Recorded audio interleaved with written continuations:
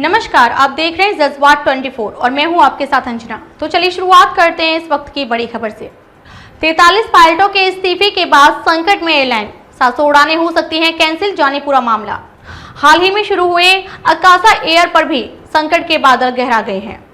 43 पायलटों के इस्तीफे के बाद एयरलाइन को बंद करने की नौबत आ सकती है।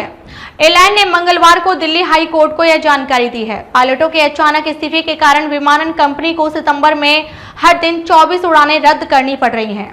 मीडिया रिपोर्ट्स के अनुसार एयरलाइन के वकील ने जस्टिस मनमीत प्रीतम सिंह अरोड़ा को बताया कि चूंकि पायलटों ने 6 महीने और 1 साल की अनिवार्य नोटिस अवधि को पूरा नहीं किया, इसलिए अकासा एयरलाइन को प्रत्येक दिन कई उड़ानें रद्द करने के लिए मजबूर होना पड़ा। पायलट कथित तौर पर अकासा एयर की प्रतिद्वंदी एयरलाइंस में शामिल हो गए हैं। मीडिया रिपोर्ट्स में सूत्रों के हवाले से कहा गया है कि एक शीर्ष कार्यकारी ने एक प्रतिद्वंदी समूह को पत्र लिखकर पायलटों के बाहर निकलने पर एयरलाइन की चिंता व्यक्त की और इसे अनैतिक बताया।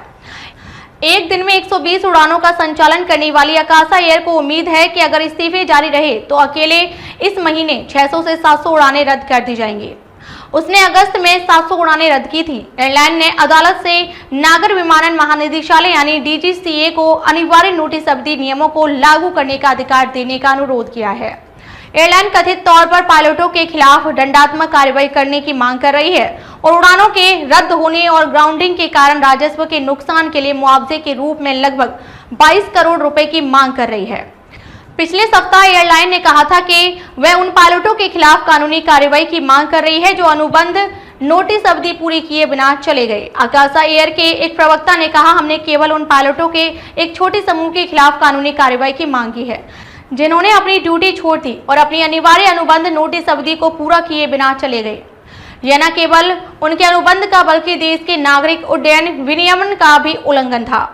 यह न केवल कानून की दृष्टि से गैर कानूनी है बल्कि एक अनैतिक और स्वार्थी कृत्य भी है जिसने अगस्त में उड़ानों को बाधित किया, जिससे अंतिम समय में उड़ानें रद्द करनी पड़ी, जिससे हजारों ग्राहक फंस गए, जिससे यात्रा करने वाले लोगों को काफी असुविधा हुई।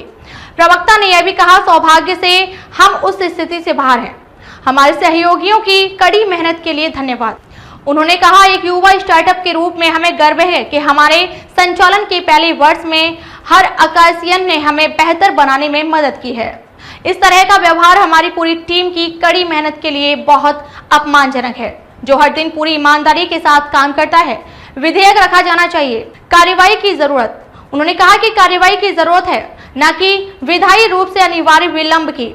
मोहित्रा ने कहा कि महिला आरक्षण पूरी तरह से 2 अनिश्चित तिथियों पर निर्भर है और पूछा कि क्या इससे भी बड़ा कोई जुमला हो सकता है। शिरोमणि अकाली दल की सांसद हरसिमरत कौर बादल ने कहा कि अगर इसे लागू करने की कोई अंतिम तारीख नहीं है तो इसे इसी सत्र में लाने की क्या जल्दी थी।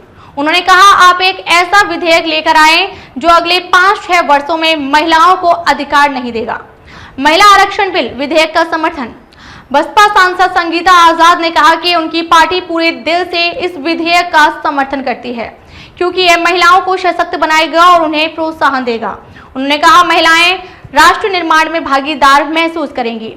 हम महिलाओं के लिए 50% आरक्षण की मांग करते हैं। शिवसेना यानी शिंदे की भावना गवली ने कहा कि उनकी पार्टी विधेयक का पूर्ण समर्थन करती है क्योंकि इससे देश की सभी महिलाओं को फायदा होगा।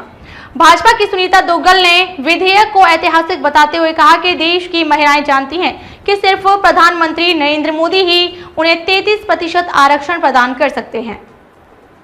अब तक के लिए बस इतना ही, फिर होगी आपसे मुलाकात एक ऐसी ही बड़ी खबर के साथ। तब तक के लिए नमस्कार और देखते रहिए जज्बात 24।